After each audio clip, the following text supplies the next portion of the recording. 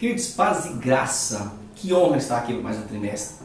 Que honra poder falar novamente com você. Que honra poder saber que Deus nos agraciou em gravar mais uma lição, em estar presente em mais uma pré-aula. Espero que esse trimestre te desperte, que cause impacto positivo em você, a ponto de você acordar mais cedo e orar pela Escola Bíblica Dominical. Vamos começar esse trimestre orando, porque há algo muito bom para ser falado nesse trimestre. Lição nova, essa lição vai falar sobre a obra da salvação. O comentarista é um novo comentarista desse quarto trimestre, o último trimestre do ano. Ele é o professor Clayton Ivan. A leitura bíblica em classe dessa lição de hoje, a lição número 1, está em Gênesis, o capítulo 3, o versículo 9 ao versículo 15. É importante você ler para você entender um pouquinho de tudo que vai acontecer nessa lição. Então, lição número 1, eu queria que você entendesse e que você perguntasse para os seus alunos: existe uma promessa de salvação? Há uma promessa de salvação? Qual é a promessa de salvação? É só um break e eu volto rapidinho para a gente discutir esse assunto.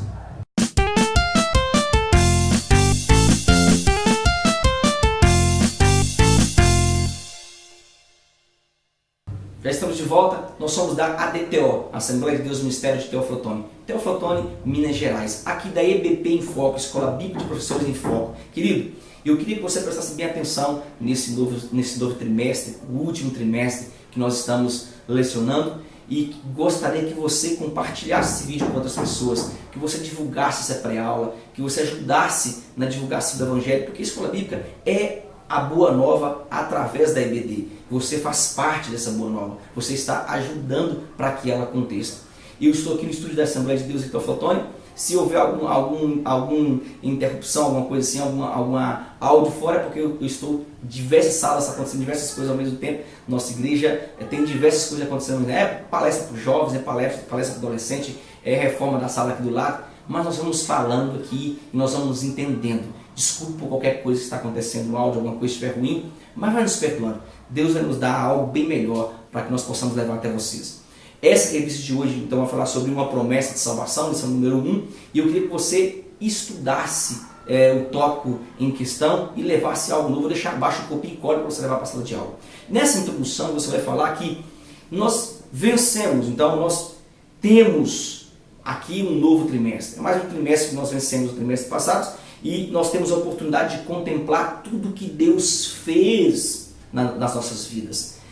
Nesse último trimestre, que foi a última lição que nós falamos, você tem o dever de observar a sua sala nesse novo trimestre. Você tem que observar se houve crescimento, se há fundamentos pautados nas lições que foram faladas ao longo dos outros trimestres. Esse último trimestre que nós estávamos falando, ele deverá se repercutir e nós deveremos vivenciá-lo aqui na nossa sala de aula, nesse novo trimestre que está se iniciando. Tudo o que vivemos durante o ano, tudo que nós passamos nas lições passadas, vai ser um complemento para nós falarmos essa lição, que é uma promessa de salvação. Tudo que você viveu lá será um complemento agora para essa lição. O texto dessa lição já diz tudo, uma promessa de salvação. Ao abordar essa lição, querido, fale sobre a importância, nesse início de aula, de quem crê em Cristo, de quem se voltou para Cristo, de quem o recebe como Salvador, sobre os benefícios e principalmente aqui o novo ser que deve existir, que deve exalar em quem aceita Jesus como Salvador. Discuta com sua sala a possibilidade da humanidade viver sem Jesus, a possibilidade da humanidade estar sem Jesus.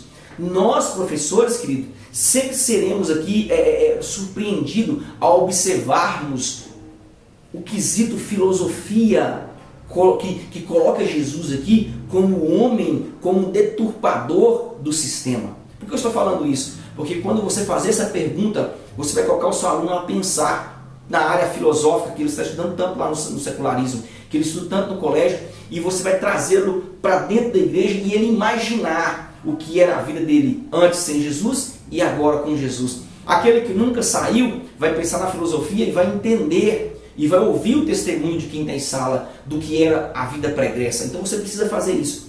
Na realidade, nós veremos que sem a obra da salvação, nós já estaríamos em total destruição. É sobre isso que você deve abordar nessa introdução e escutar um pouquinho os seus alunos, para que haja interação, o que nós chamamos de quebra-gelo na sala de aula. O tópico de número 1, ele vai falar sobre o conceito bíblico de salvação. Salvação significa efetuar com sucesso a plena libertação de alguém ou de alguma coisa que está aqui em perigo iminente. Só para você entender o que é salvação. É um conceito fácil de se entender. A palavra em si carrega dupla implicação, que alguém ou algo necessita ser salvo. Então, primeiro, somente uma pessoa que está doente, ela precisa de médico.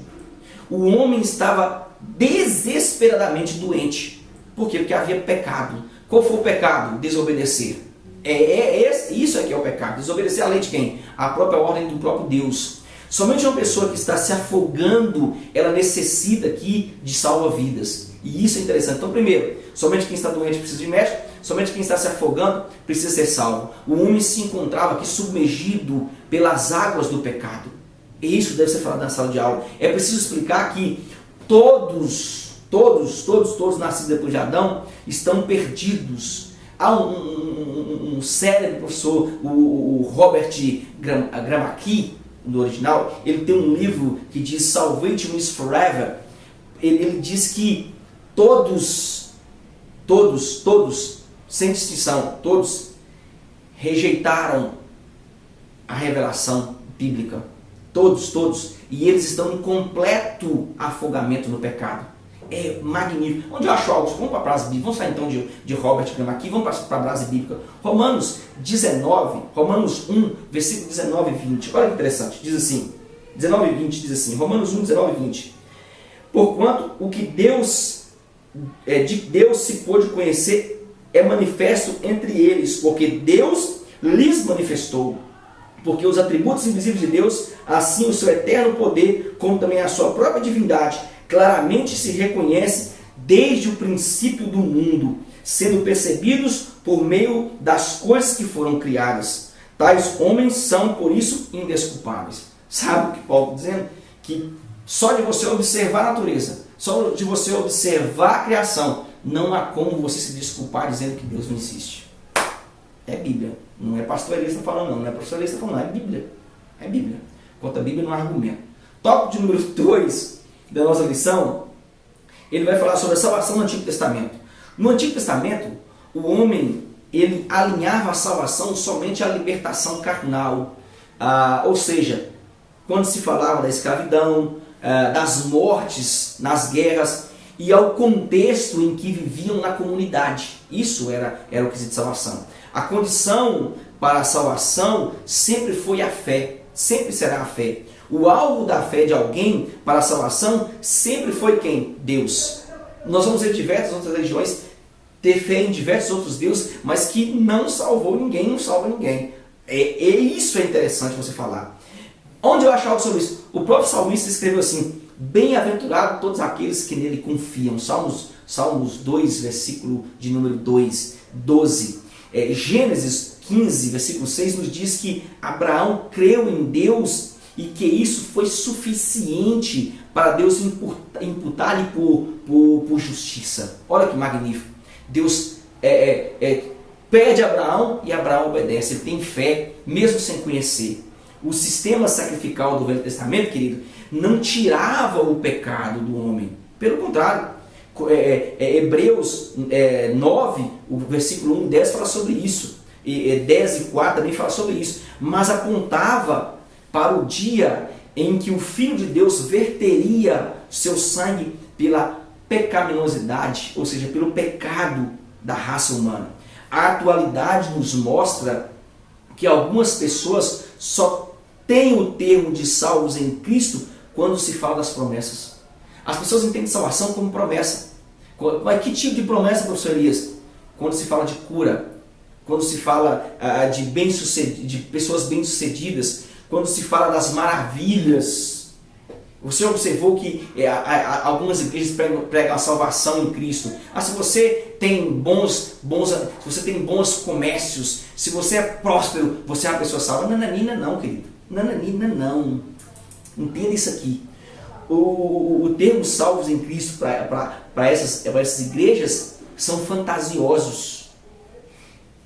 É interessante você falar que isso vai tornar pessoas felizes momentaneamente, somente naquele momento, eles se esquecem que a salvação vai muito além disso, vai muito além das promessas, vai muito além de viver uma vida cheia de gozo, de alegria, cheia de dinheiro. Não é muito além disso.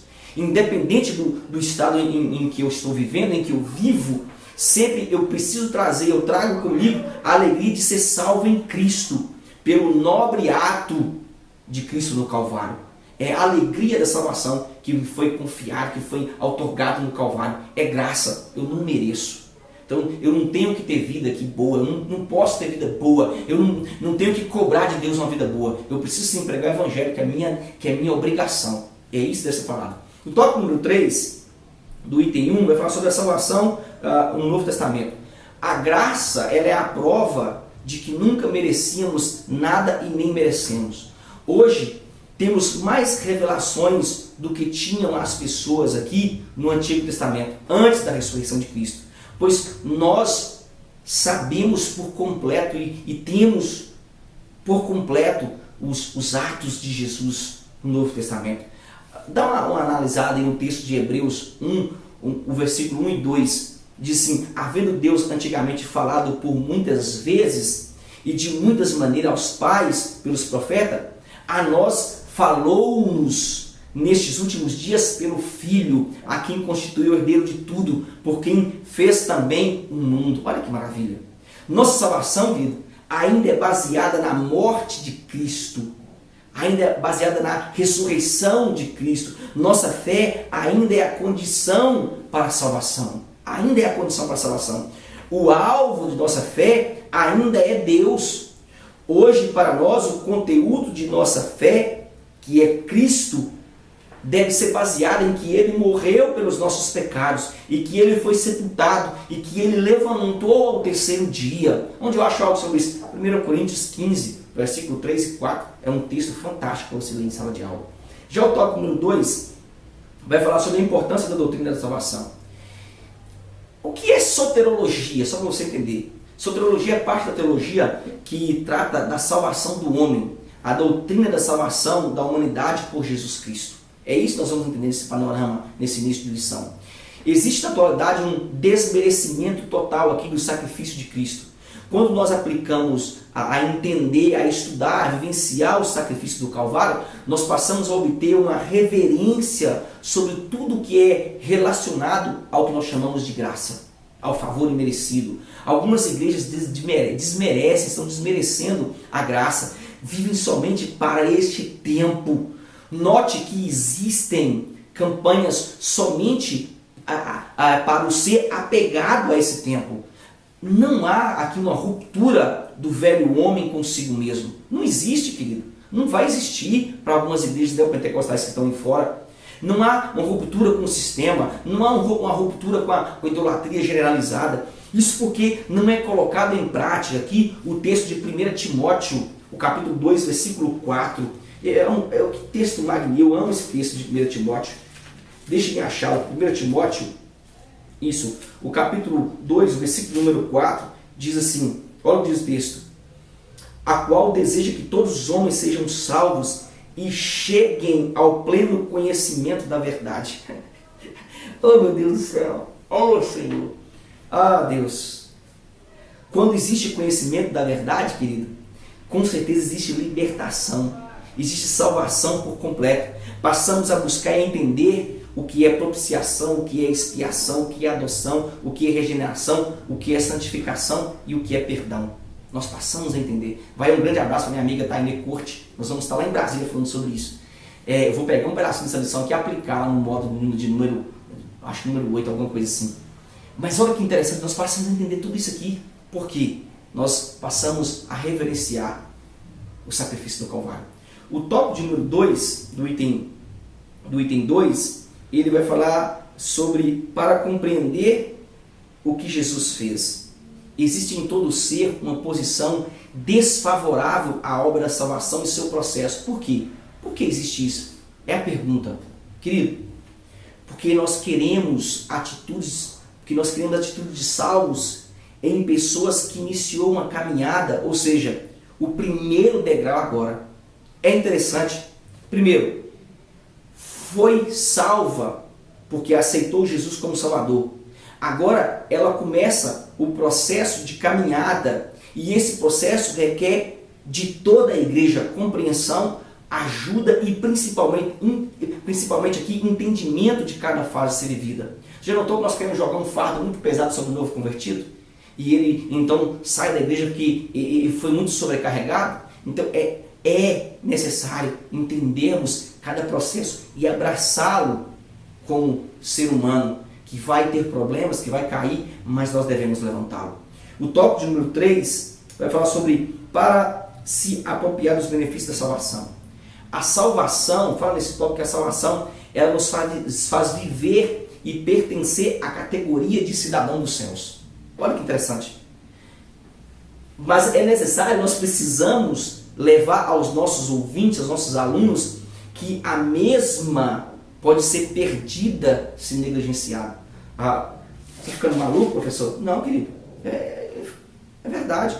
Hebreus 2, o versículo de número 3, diz assim, olha que interessante. Como escaparemos nós se negligenciarmos tão grande salvação, a qual, tendo sido anunciada inicialmente pelo Senhor, foi-nos depois confirmada pelos que ouviram? Então, nós devemos, é o nosso dever, falar que isso pode ser perdido. Aqui é interessante que ele diz que quem entristece o Espírito Santo, dá lugar. Não entristecer o Espírito Santo qual for o salário para o fim da retenção. Há nesse texto aqui, trazendo nesse texto, nesse texto vai trazer ao negligente a condenação. Vai trazer ao negligente a uma vida segundo os prazeres antigos e a perca do reino futuro com Cristo. Vou falar um pouquinho mais sobre isso. Deixa eu ler um texto aqui que me lembrei aqui agora. Vou até anotar na lição aqui. De primeira, assim, deixa eu ver se é esse texto mesmo aqui, para que eu não lembre. 1 Coríntios, o capítulo 15, isso mesmo. Capítulo 15, o versículo de número 58, diz assim, olha, portanto, meus amados irmãos, sede firmes, inabaláveis e sempre abundantes na obra do Senhor, sabendo que no Senhor o vosso trabalho não é em vão. Esse termo aqui, portanto, sede firmes, inabaláveis, é por causa das intempéries que tanto o novo convertido como nós sofremos dia após dia, só para ele é muito pior do que para nós, já estamos calejados do que está acontecendo. A 2 Pedro, também tem um texto bom, 2 carta de Pedro, o capítulo 1, o versículo de número 4, diz assim, pelas quais não têm sido doadas as suas preciosas e muito grandes promessas, para que por elas vos torneis co-participantes da natureza divina, livrando-vos da corrupção e das paixões que há no mundo. Isso prova que eu posso perder se eu negligenciar. Eu preciso firmar, estar com o alvo, com os olhos fixos no alvo. Tópico número 3 vai falar sobre a salvação prometida no Éden. Querido, você vai falar nesse tópico que a salvação perdida no Éden, ela pode e deve ser recuperada pelo ser caído. De que maneira? Olha que interessante essa pergunta. De que maneira? Quando se manifesta o amor, quando se manifesta a compaixão ao próximo, quando nos aproximamos novamente de Deus com amor, com compaixão, nós estamos voltando à essência do primeiro Adão. Se andássemos sempre em novidade de vida, anexados ao Espírito Santo, nós sempre seremos bons, nós teremos ações voltadas ao amor existente desde a criação, nós estaremos anexados ao próprio Cristo. João 3,34, conhecerão que sois meus discípulos quando amardes uns aos outros. Nisso todos conhecerão que sois meus discípulos quando amardes uns aos outros, por 2 vezes. A separação do homem com Deus no Éden, de Deus no Éden, foi justamente a maior ação de Satanás. A separação dos seres aqui criados por Deus ainda é uma atitude do mesmo inimigo que elaborou a queda do primeiro casal. Mas quando nós voltamos a relacionarmos com Cristo, nós somos novamente ligados à essência do amor, ao tronco de onde tudo começou. Há um texto muito bom, se não me falha a memória, eu tenho que anexar essa lição aqui, Colossenses 2, o versículo de número 2, diz assim: para que o coração deles seja confortado e vinculado juntamente em amor, e eles tenham toda a riqueza da forte convicção do entendimento para compreenderem plenamente o mistério de Deus, Cristo. Só no amor você tem complemento em Cristo. Só no amor você tem complemento do que é compaixão. Só no amor. O tópico número 2 do item 3 vai falar sobre a transferência da culpa. Querido, a transferência da culpa sempre será a resposta de quem não pode resolver problemas. A prova dessa atitude começa no Éden. Começou lá no Éden. E ainda permanece nos dias atuais. Já observou que quem é culpado sempre transfere a culpa? Por quê? Porque ele não sabe resolver o problema. Ainda ele permanece carregando sobre si as nossas culpas. Ele quem? O próprio Cristo. Ele permanece carregando sobre si as nossas culpas, as nossas transgressões, as nossas desobediências. Isso está nos provando o quanto ele é grande, o quanto o seu amor é grande, o quanto a sua dedicação por tudo que ele faz ainda é perfeita. Querido, ele continua querendo nos libertar. E isso deve ser falado na nossa sala de aula. A transferência da culpa do pecado humano para um animal inocente mostra que Deus permanece em atitude de perdão desde o início do Éden. Olha que interessante isso aqui, querido. Olha que interessante. O homem é que se afastou, o homem é que se afasta, se cobre, como fez no Éden, por enxergar a maldade que habita nele. É interessante que você vai entender que nunca houve e nunca haverá maldade no olhar de Deus. Isso é interessante você falar na sala de aula. Isso é interessante você falar sobre isso. Já o tópico de número 3 vai falar sobre Satanás esmagado e o pecado vencido. Já estou terminando aqui, você deve ter notado, e vai começar o louvor agora lá embaixo no templo. Você vai falar nesse tópico o significado de proto-evangelho que aparece na revista aí. Proto significa início, primeiro. O evangelho vem aqui da raiz grega evangelion, que significa boa nova, ou bom início, boa notícia. Adonai, no mesmo instante da queda, ele já traz a primeira boa notícia ao homem caído. Olha que interessante isso aqui. Qual é a boa notícia? É exatamente o anúncio das boas novas de salvação. Gênesis 3, versículo 15. É magnífico. A maior evidência do amor de Deus para com o homem está em providenciar a salvação no início de sua queda. No início de sua queda. É como se você soubesse que o seu filho vai cair, você vê-lo caindo e você elabora um plano para que tudo ocorra e você não interfere, porque Deus não interfere. Aqui é o livre-arbítrio. Ele não interfere no que o homem vai fazer porque ele é Deus. Senão ele seria soberano, carrasco, não. Ele não interfere, mas ele entra com um projeto para que o homem seja liberto novamente. É interessante que antes do início da queda, ele já providencia. Nós podemos entender que só existe vida realmente no ser humano quando este morre por completo para o mundo. Quando este abandona o mundo. O morrer para o mundo é justamente o viver em novidade de vida. Isso aqui é magnífico, querido. Como é bom falar sobre isso. Ele vai ressuscitar para os desejos espirituais. Ele volta novamente à raiz, à essência do amor. Tudo na Bíblia vai voltar. Quero voltar ao início de tudo e encontrar-me contigo, Senhor. Esse encontrar-me contigo, Senhor, que é novamente levantar as mãos aqui no hipérbole ou na metáfora de que você precisa viver o amor para com o próximo.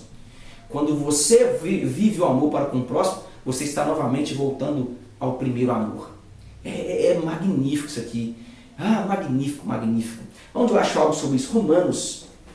Tem um texto de Romanos, o capítulo 6, o versículo de número 4 ao 9. Olha que interessante. Fomos, pois, sepultados com ele na morte pelo batismo, para que, como Cristo foi ressuscitado dentre os mortos pela glória do Pai, assim também andemos nós em novidade de vida. Olha que interessante, versículo 5, porque se fomos unidos com ele, semelhança de sua morte, certamente seremos também na semelhança da sua ressurreição, sabendo isto, que foi crucificado com ele o nosso velho homem, para que o corpo do pecado seja destruído, e não sirvamos o pecado como escravos, porquanto quem morreu está justificado no pecado.